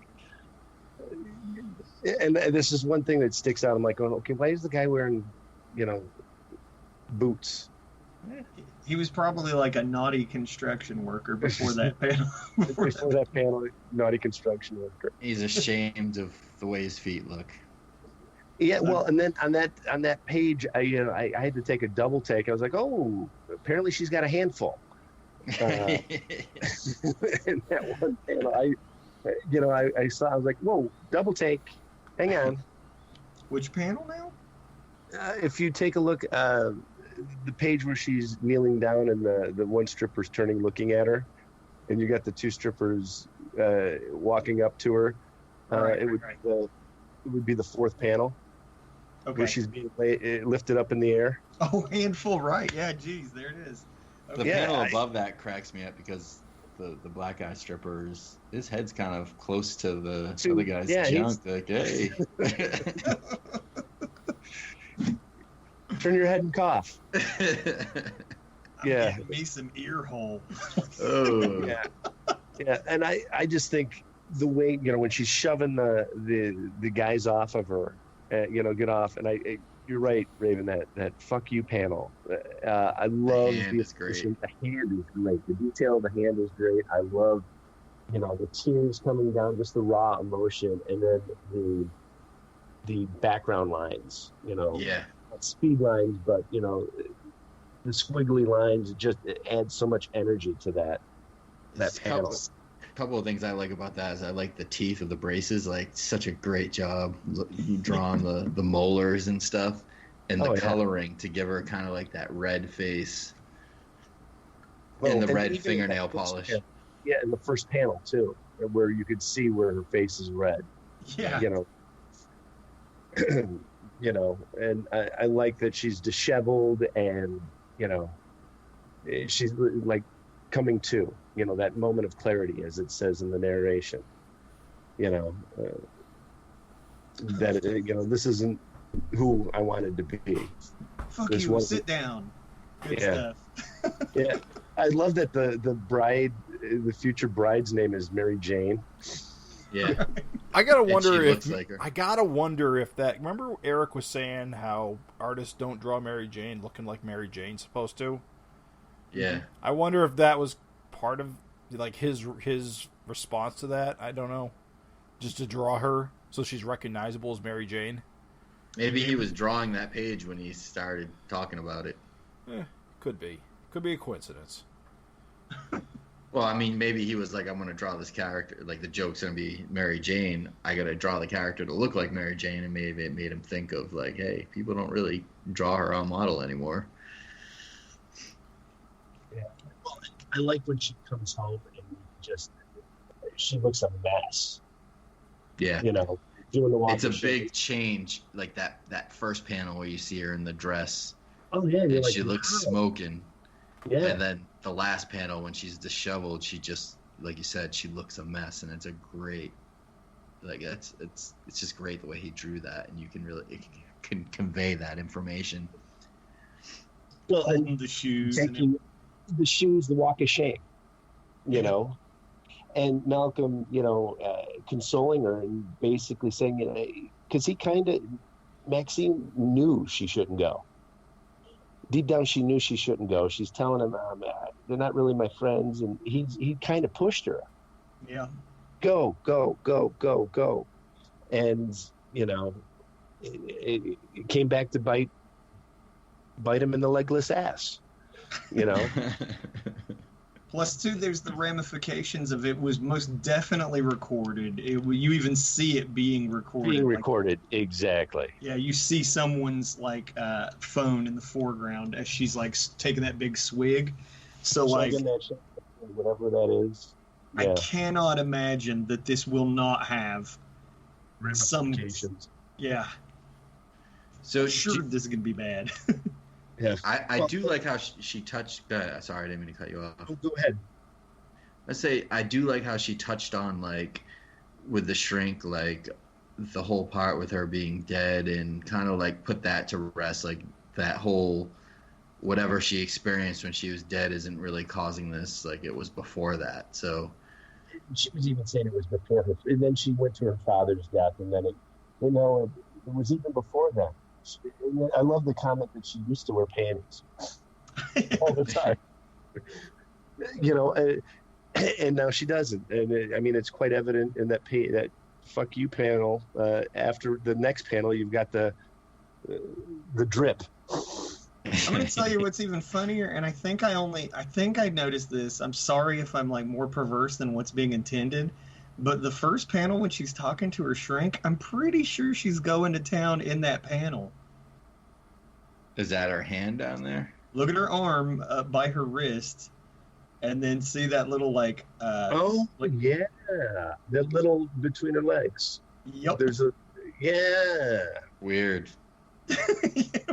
Weird. You know what?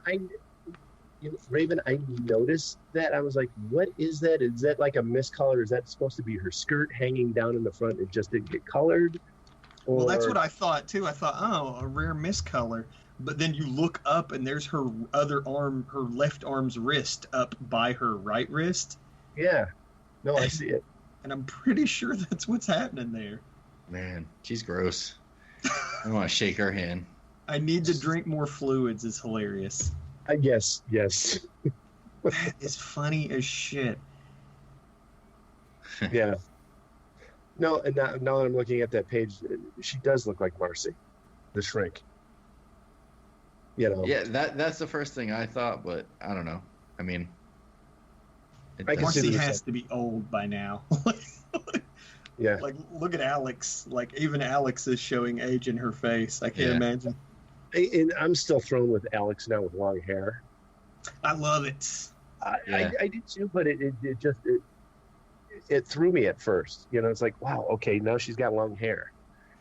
Well, yeah, it's crazy too. I mean, you think about Maxine had long hair for the longest time, and then she had short hair. Not as short as now, but the short hair kind of like I got used to that, and I remember looking back a few issues like, yeah, man, she had long hair for the longest time too. It's kind of cool how he changes it up. Yeah. With Alex, it's such a long-standing character, you know. Yeah, and she's had short hair for so long. Yeah. It really changes her up. It does. It doesn't, you know, I look and I'm like, I know it's Alex, but I have to keep telling myself it's Alex, if that makes sense. because it doesn't look like Alex to me, because she has been the same for so long. Well, it's just like, my wife changed her hair one time, and I'm like, God, I feel like I'm cheating on you because you don't look like cut your hair. The cool thing with Alex, though, is even with the long hair, you can tell it's her. Oh yeah, the skin color and the it's just like Eric's just a good artist that he's definitely good at drawing like normal characters. Oh yeah. And honestly, how many characters change their look? Like it's kind of cool. Yeah. Exactly. Even for him to be able to pull off, like, I remember in the beginning his Malcolm was a little shaky as he was kind of finding his way, and now, like, there's no doubt who you're looking at when you look at Malcolm versus Dragon. Yeah, somebody sent me a kid.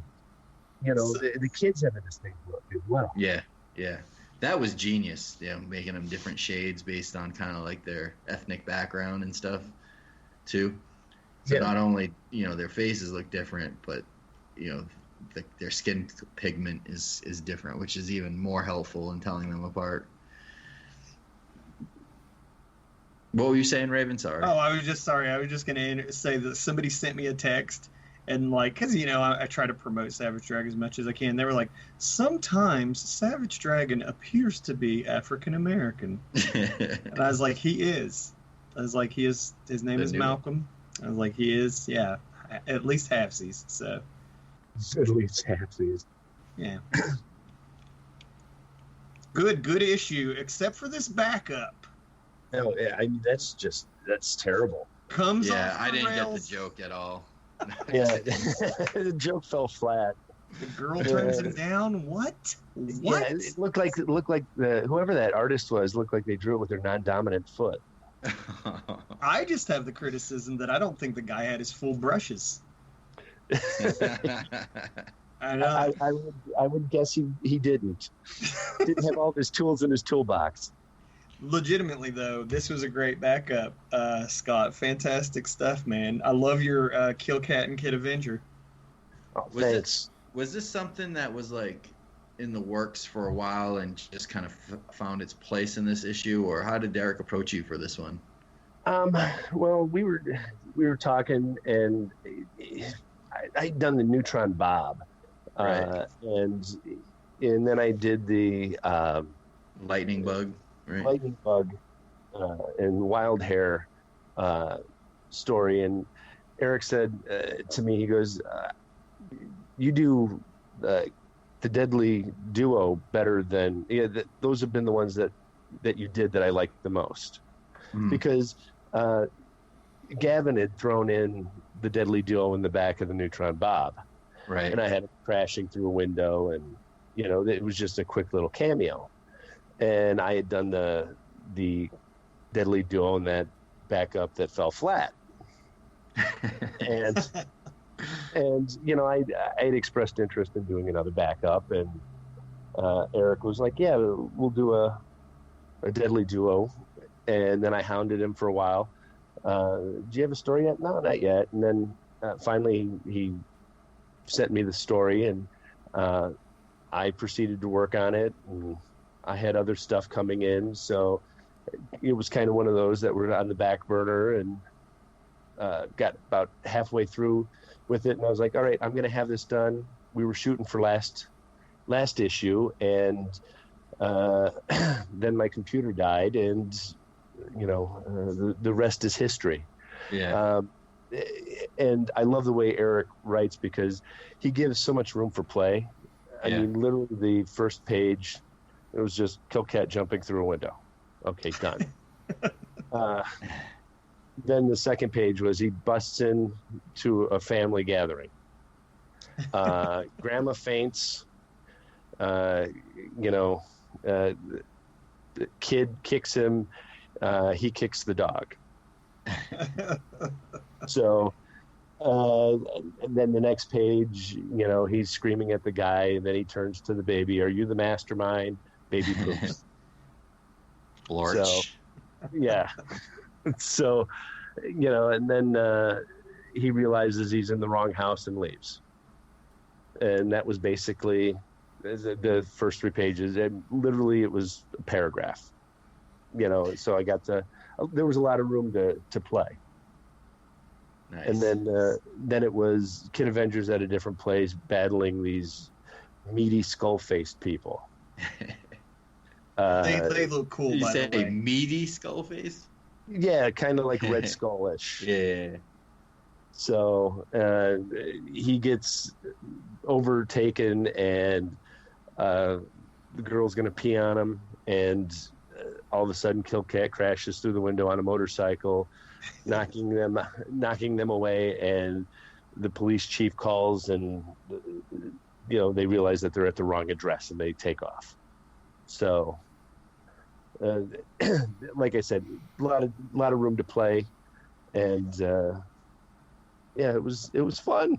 That's Beer, cool. coffee, and watermelon. Were you like taking a double take when it was like, now the villain's gonna pee on him? Yeah, well, and then he put in the notes, you can be as Graphic. overt, graphic as you want, or as subtle as you want. Yeah. Well, apparently I did a real close-up, and he goes, we're not too subtle on that one, are we? I'm like, can it be subtler? So it's changed. The original is more graphic than, that's one It of was those just a where panel of a sideways monkey mouth. yeah, it was yeah. Yes, there was definite beef curtains.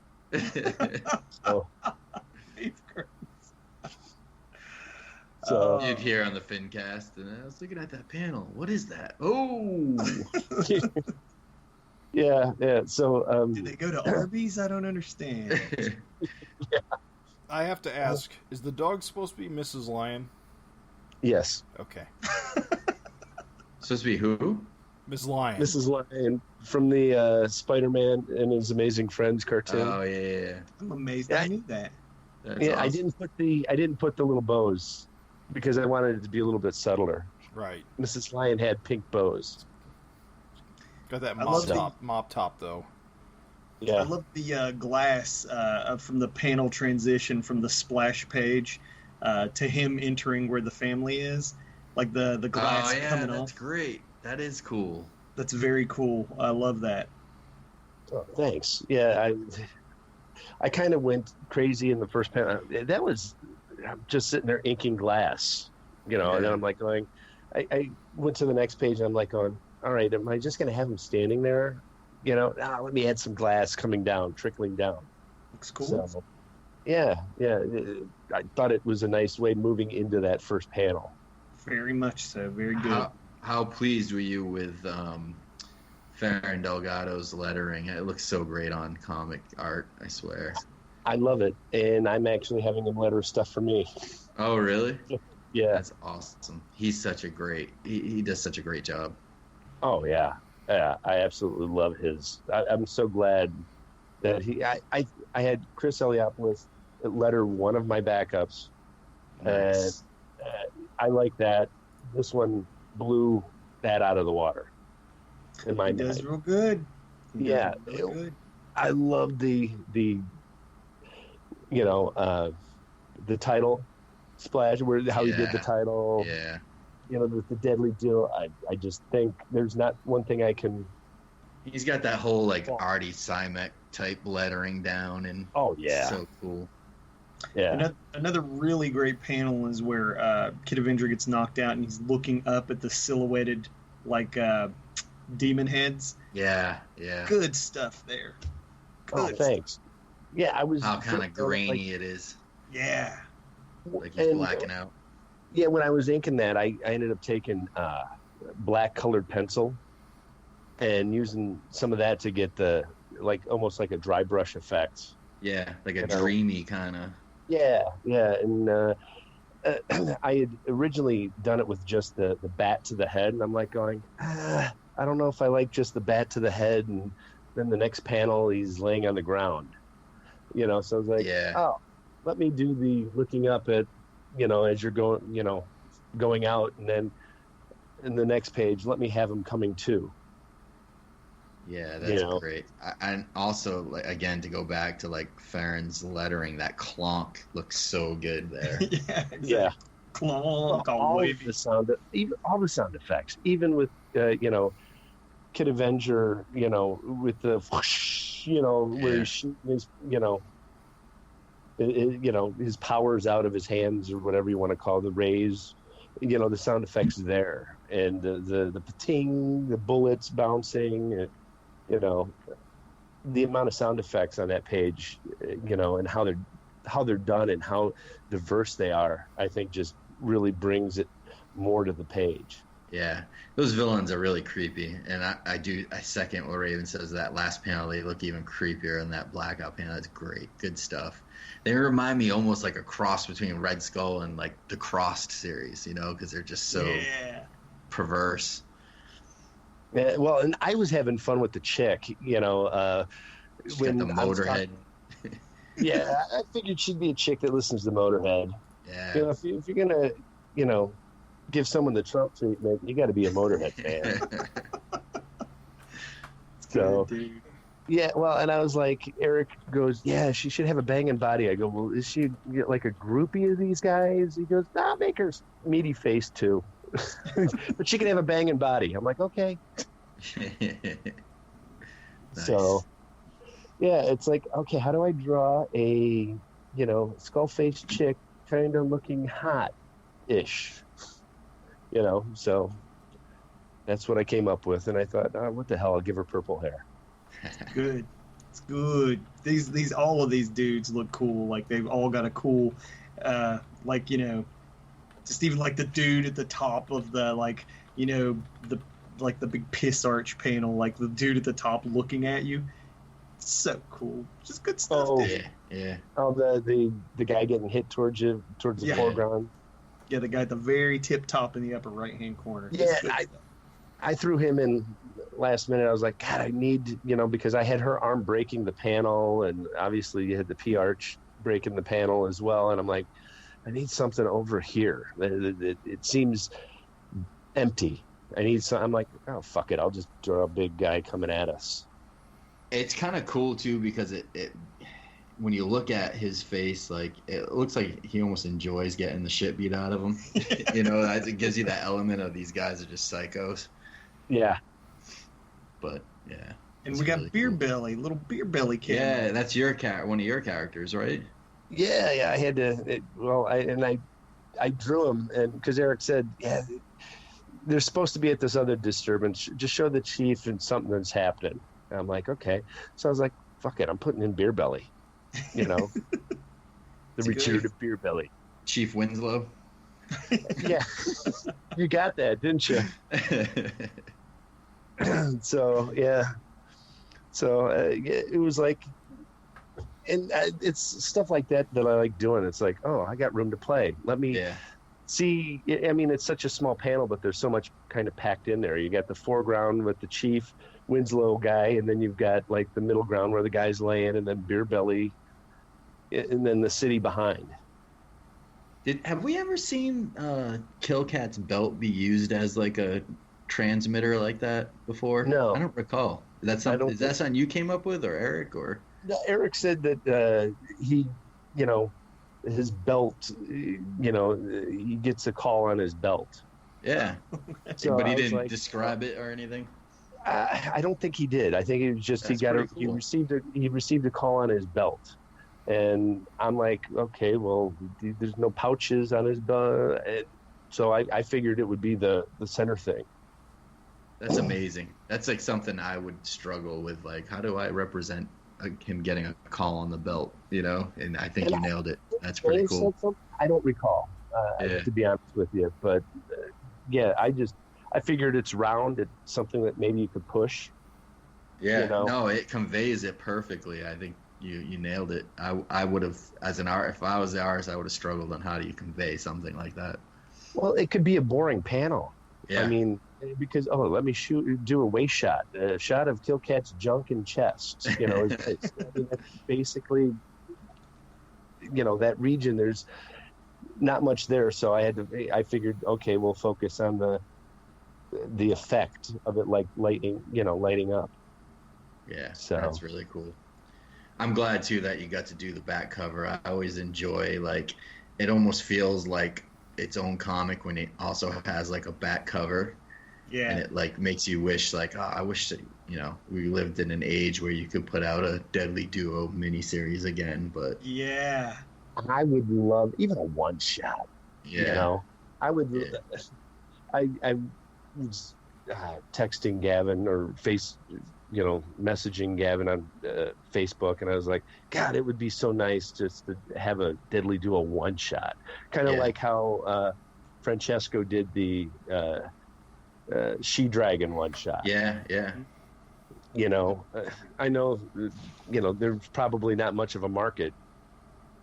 digital, baby. I'm telling you, digital. Well, now would be a good time to do it because DC's stealing the Deadly Duo name.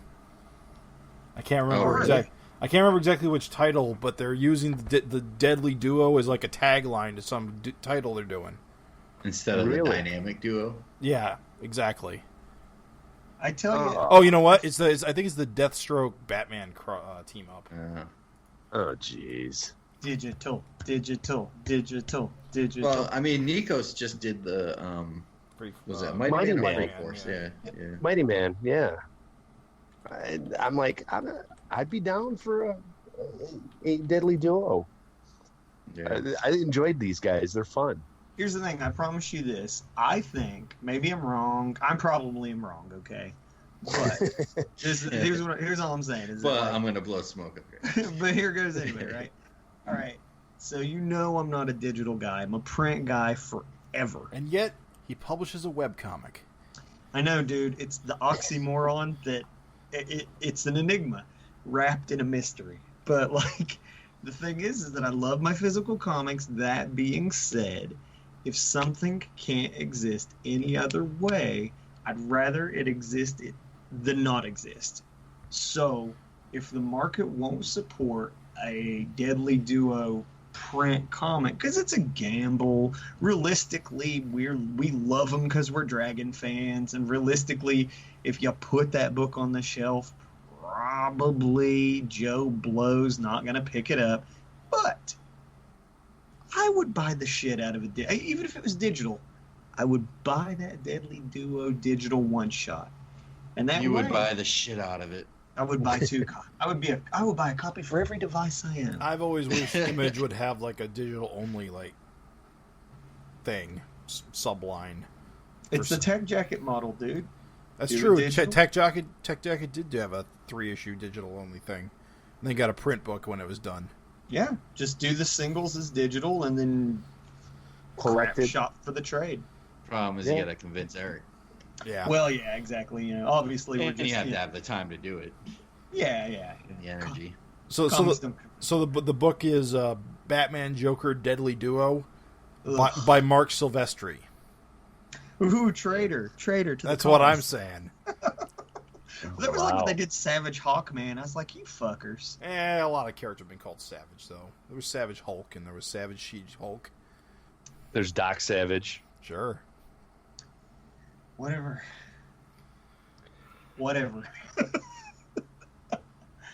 And I guess lastly, we'll just say that the funnies were all gold. I liked every one of them. I especially didn't like see the middle funnies. They're good. I'll describe them to you now. No, I'm kidding. one. Panel by panel. Panel by panel. Panel 1, a crudely rendered dog is on a crudely rendered bicycle. Crudely rendered dog. But it is hilarious. The He's not crudely, lying. it is making it funny. No, we won't go into them too much other than to just say there's just the 3, and they are quite hilarious. And to me, this is a beauty. Not to bring up Comicsgate, but like it cracked me up because they were talking about people earning their way to the top through backups, and we always talk on the FINcast how backups aren't really even a thing.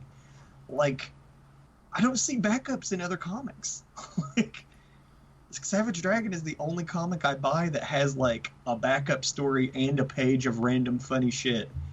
And Well, and that's what, and to go back to that podcast, that YouTube thing that Erik did, he did Right. talk about that he is one of the few that offers people a chance to do backups.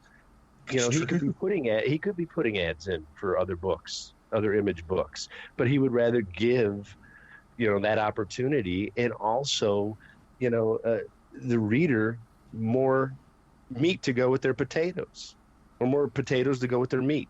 You know, it's just something that he can offer more, where, you know, instead of the back half of the book being just all ads. And in fact, like, if they were just ads, it wouldn't really help those books because I wouldn't really pay attention to them. Whereas if something's a cool backup, I'm going to be like, oh, dude, I mean, like, no shit. That's how Michel Fife got on my radar at all, was through Savage Dragon. And then flash forward, here we are now, and, like, I'm just, like, loving fucking everything he does. And people are, like, all kissing his ass and talking about how great he is. And it's just, like, I don't know how he got on your motherfucker's radar, but, like, if it wasn't for that Savage Dragon backup, I'd have never learned about him. And I'm thankful that I fucking did. Look at Kirkman and Corey Walker on Super Patriot. Yeah. Or, you know, there's been plenty of that. E.J. Sue and guys that have worked on Larsen's properties. I mean, damn, even Dave Johnson on Super Patriot, you know? Lots of guys have, you know. Well, even Nikos has got his new series coming out after doing the Mighty Man stuff. Yeah, Corey Hampshire. Yeah, true. So Eric's been really generous in you know, allowing people to, you know, play around, and it's also benefited Erik. You know, a lot of guys are looking, you know, to get a shot and try their stuff out, and I think it benefits both. But it is really cool. I enjoy playing with his toys, and I just hope I don't break them by the time I'm done playing with them. I think you do good. Yeah, I think you've done pretty well. Well, but yeah, it is really fun to find out about a new artist through a backup or something, and sometimes there's artists that have already been established, or at least have some stuff in the background, and you find out about them, then you look up their old stuff, and you're like, oh, this is pretty cool. So Killer Issue 238, 10 out of 10. Loved it. What do we got for the next issue? The Deadly Demonoids. I'm sorry, every time I do it now I laugh. Cracks himself up. Part 1 of 2. The Deadly Demonoids resurface in Toronto, and Malcolm Dragon recruits Freak Force, the dynamic Daredevil, and Battlegirl to face off against their hideous hordes. Mighty Man, Super Patriot, Dart, Barbaric, Lightning Girl, and more demons than you can imagine. Comes with our highest possible recommendation. Of course. This is gonna be good. I can't wait. Is this wait. the one with the Freak Force on the cover? Yes. And they all got the Canadian logos and stuff? I believe so. Yeah, I think so too. Very cool. Looking forward to that. Definitely. Be very interested to see. Awesome. Although I thought maybe Super Patriot would have like the Canadian flag on his head, but that's not the case. He would never betray his country. Except for all those times he betrayed his country. It's good. Excited as shit. This was a good time. I enjoyed talking Savage Dragon with you guys, and Scott, it was good to hear from you again. Sure. I enjoyed it, guys, and I appreciate you guys having me on. Anytime I can talk Dragon, it's awesome. Always a good time. How's your phone battery doing? Still at 72%. Wow, that's pretty good. I'm going for 2 hours straight. That's not bad. How's your ear feeling? Oh,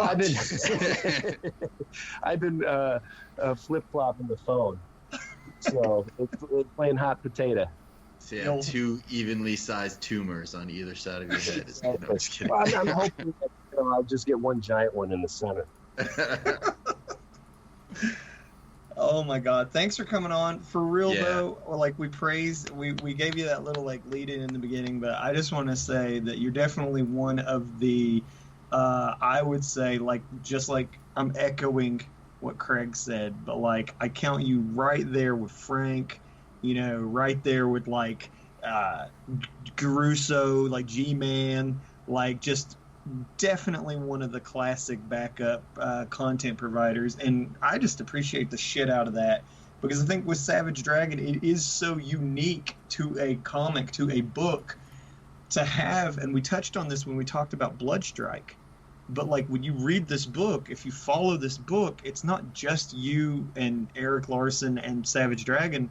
Slowly, like, you just get plugged into this whole community of creators and like contributors through one book, and it's unique and it's cool, and thank you for your contribution to that.